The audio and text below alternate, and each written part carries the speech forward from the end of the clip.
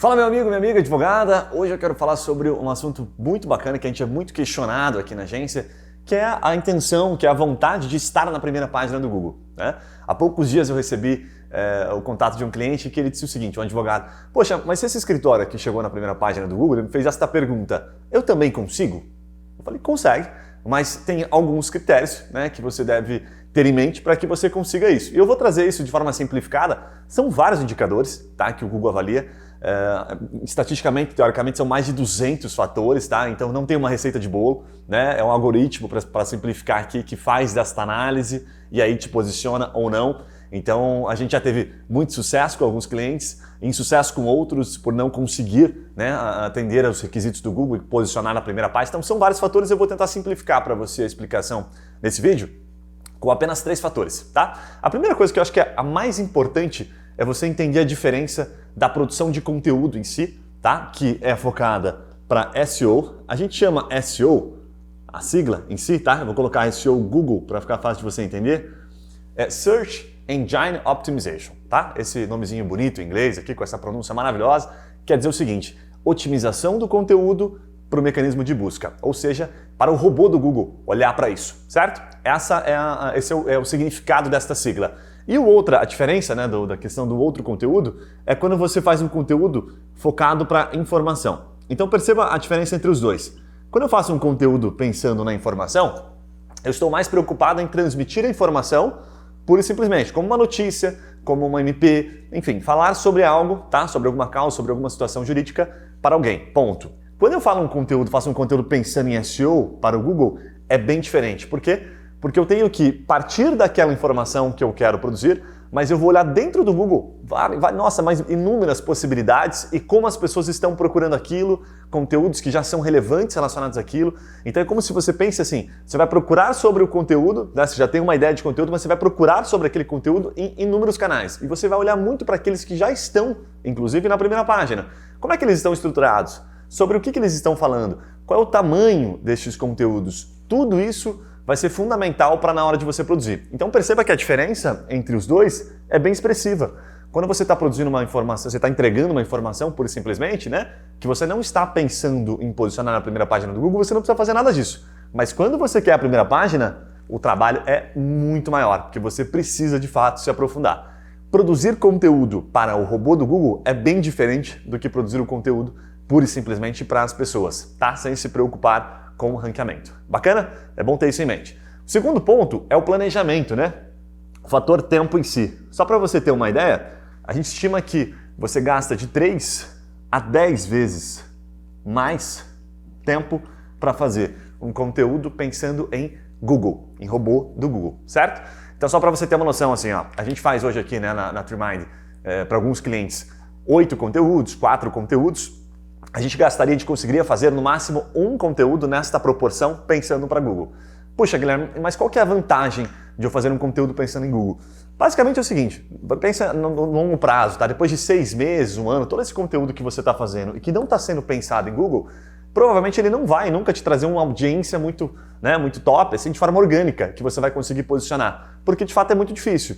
Então você tem que alimentar, você tem que realmente ter força de distribuição daquilo. Se você tem um canal massa no Instagram, se você tem, né, no YouTube, se você tem muito acesso no seu site, perfeito. Agora, se você não tem audiência, que é o mais importante, é melhor que você esteja equilibrando isso. Talvez conteúdos menores, pensados para alimentar as suas redes sociais, os seus canais, certo? E conteúdos pensando para gerar audiência lá na frente, né? Então, este tempo que você vai gastar, ele geralmente, tá? Se você estruturar bem o conteúdo, ele volta em 1 ano. De hoje de 1 a 2 anos. Tem empresas grandes como a Rock Content, né, que fazem um trabalho maravilhoso nesse quesito conteúdo, que eles falam isso, né, que o tempo que leva em si. Pode ser que você tenha sorte, a gente já teve essa sorte aqui de menos tempo, 3 meses, conseguir emplacar um conteúdo, mas é bem mais difícil. Então tem que pensar em 1 ano. Só que lá na frente o resultado pode justificar muito. A gente já teve situações aqui que um conteúdo gera 15, gera 20 mil acessos por mês, certo? E o terceiro ponto é o conteúdo em si. O que acontece com o conteúdo? Entenda que a estruturação do conteúdo, em ambos os casos, certo? Ela parte de uma premissa. Vamos supor aqui, rescisão do contrato de trabalho, né? Então você vai dar dicas sobre questão de rescisão ou sobre o momento que nós estamos vivendo, o momento Covid, né, de como fazer com que isso, a gestão dessas pessoas em si, a gestão dos funcionários de uma determinada empresa, certo? O que acontece? Você tem que entender, advogado, como principalmente você que faz a parte consultiva, que a cereja do bolo está em você, está com você. Por mais que você terceirize para um outro redator, para um outro advogado, como é o nosso caso, que produzem aqui, você não consegue terceirizar o seu consultivo, aquelas suas sacadas, a forma como você entrega aquilo para o cliente. Então a cereja do bolo tem que partir de você. Então como é que a gente faz aqui internamente? Nós temos 3 formas de captar isso. A primeira, sim, fazemos a pauta juntos, batemos contigo, você aprova, certo? Você pode fazer isso com a tua equipe, com a agência, da forma como você estrutura o seu marketing hoje. A segunda é você mandar um áudio dando alguns insights sobre aquilo. Então, olha, sobre este conteúdo, a cereja do bolo do meu escritório, da forma como eu faço isso, é isso aqui.